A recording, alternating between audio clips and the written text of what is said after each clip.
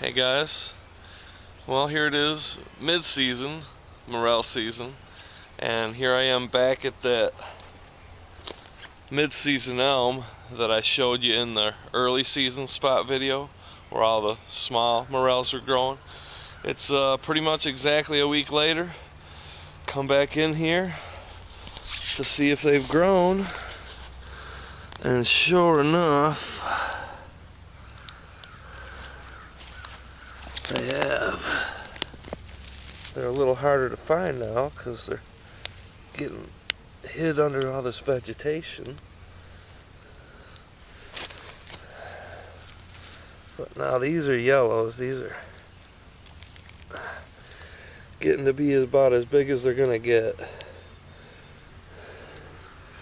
There's quite a few more. I'm gonna get in here and pick them and see what we end up with around this one dead American elm tree. Another one.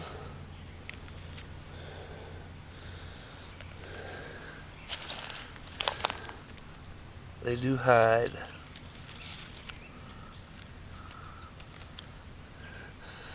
That one's starting to get a little old because these ridges will crumble and fall off easily, but it's still worth eating. And here's that one that I pointed to up on the moss. It's kind of fallen victim to a slug.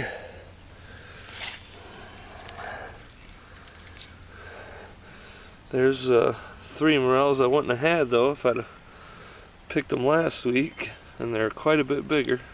Well, I went around that tree and I found 7, maybe a half pound of morels. But now that I see these are growing, I'm gonna head back over to the other woods that I showed you in the videos where they were coming up early because of that southern exposure. But I'm gonna go deeper into the woods because a lot of those elms hadn't fruited yet because they're not getting the sun, and see if I can find any more over there. Well, I worked my way through to the north edge of this woods and didn't find any except for this little guy. That's a yellow. That's a gray that's just getting ready to turn. That's good eating right there, so I'm gonna pick it. Still have another woods to check out. I think one of the biggest questions about morels is how long does it take them to grow up to a good size, and there's really no good answer for that. That's kind of what I'm trying to show with this video. It's like I said, it's been a week since I picked those last ones, which were big and yellow and ready to fall over dead, and here it is a week later and I'm still finding some gray morels, and I'm finding old yellow morels too. And what happens a lot in morel season, we've had a lot of good rain, so that's not the issue, but every time we get the rain it cools off kind of dramatically for a few days, and these yellow morels, they really need the warmth, especially in the morning, you know, at least 50 degrees to get them going, and 70 degrees in the daytime. Usually 70s in the day, 50s at night. That's good growth temperature for yellow morels, and we're really not having that, so it's just a matter of looking and waiting. This may be an extended season because of the temperatures and all the rain. Maybe we'll get small fruitings as the season goes on and it'll last a lot longer, but for me it's really hard to determine exactly when to go looking. That's why I always tell people, you know, just get out and look, because if you don't get out early and look, you're never going to be the one that finds that big early flush of yellow morels. You're always going to be the one sitting back watching everybody else find them. When I was a kid, I had a favorite fishing show, and they would always give the weekly fishing report, and I always waited for that weekly fishing report to come out before I planned my weekend fishing trip. And what I found out was that weekly fishing report was actually 2 weeks behind. So what they were showing for this week was already over with 2 weeks ago, like the smelt run or the, you know, the pink salmon up north or whatever it may be. There's a short window for a lot of this stuff, and unless you're on it, unless you're out here doing it, you're probably gonna miss it. Alright, so I crossed over this little 2-track behind me into this next woods, so now I have another southern exposure because that 2-track lets the sun in. As soon as I get in the woods, here's another elm just loaded with nice sized yellow morels, even though it's a week later. But this spot is further north and it doesn't get as much sun exposure. So here we go.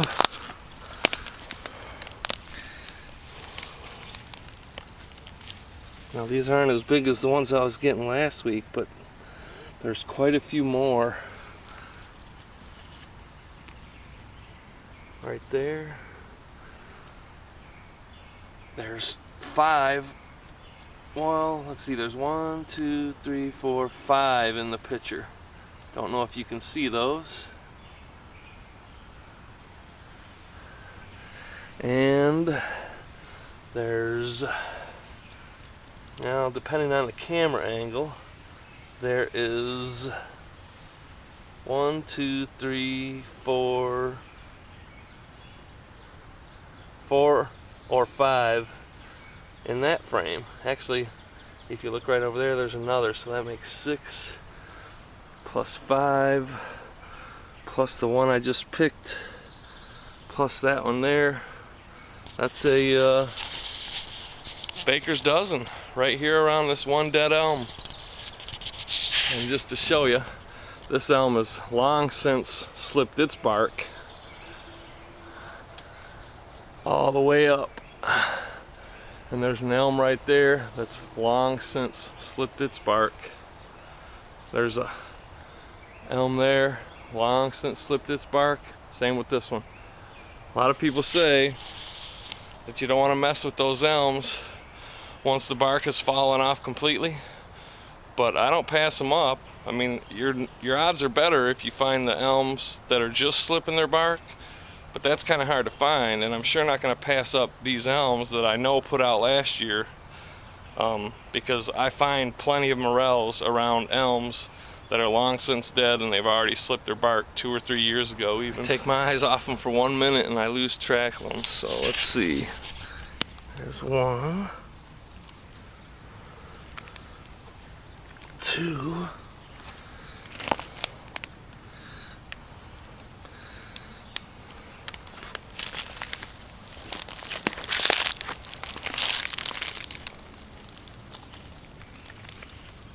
3, 4, 5, 6, 7. There's actually more over here on this side than I thought. This was that first spot I told you there was 5 in the viewfinder. There's actually 8. Oh, there's a little one that got broke over. 9.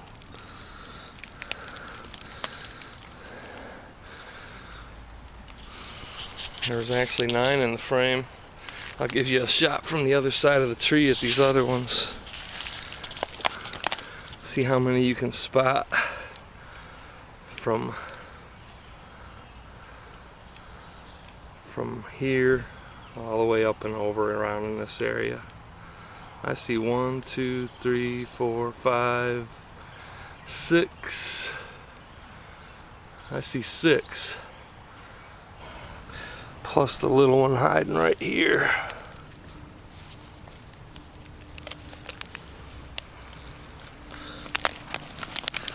Whoa, so there's 1.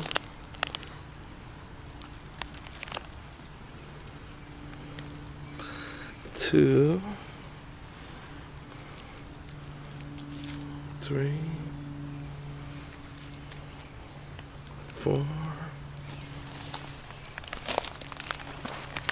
It's a little tight in here. Here's a nice big one, all scrunched up underneath all this.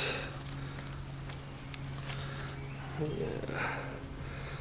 5, 6, 7, 8. So I just changed my angle and I found 3 more. They blend in really good, even though they're, I mean, to me this is somewhat in the open because there's not a lot of leaves on the ground for them to hide under, but even so, there's another nice one right over there.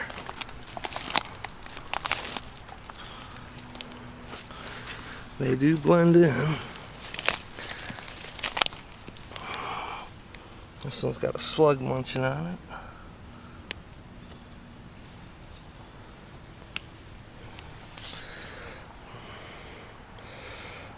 Not bad. I'm sure there's more around here too. I just take my time and go back across this tree a couple times and see what I end up with. I think I'm up to about 25 or 30 right now, so keep going. Here's a spot where there's lots of elms, but it always floods out, and it's just temporary flooding, but something about that flooding kills off the morels and they don't fruit down in there. Very rarely do I find morels growing in a place that floods out, even if it only floods out in the spring. There's exceptions to that, but it's I've kind of quit bothering looking in places like that because the odds of me finding something are pretty slim. But I think I'm gonna wrap it up.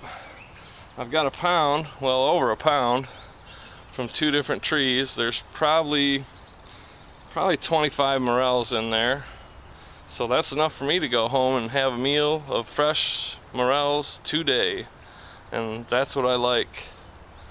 I like getting out, harvesting the stuff and eating it that day or within the next few days. Eat it fresh seems to be the best way.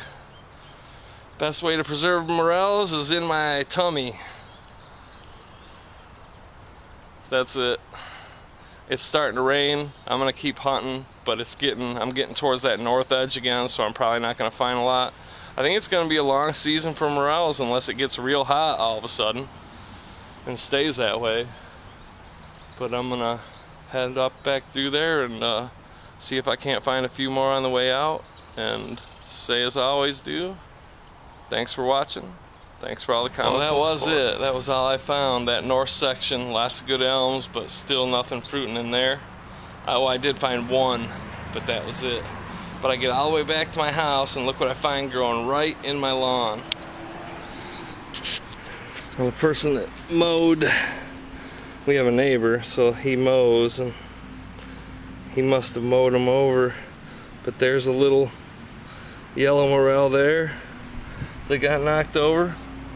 And here's one that if it wasn't all muddy, I'd actually put that in my bag, because there's the stump to it where it was growing right up in the lawn here.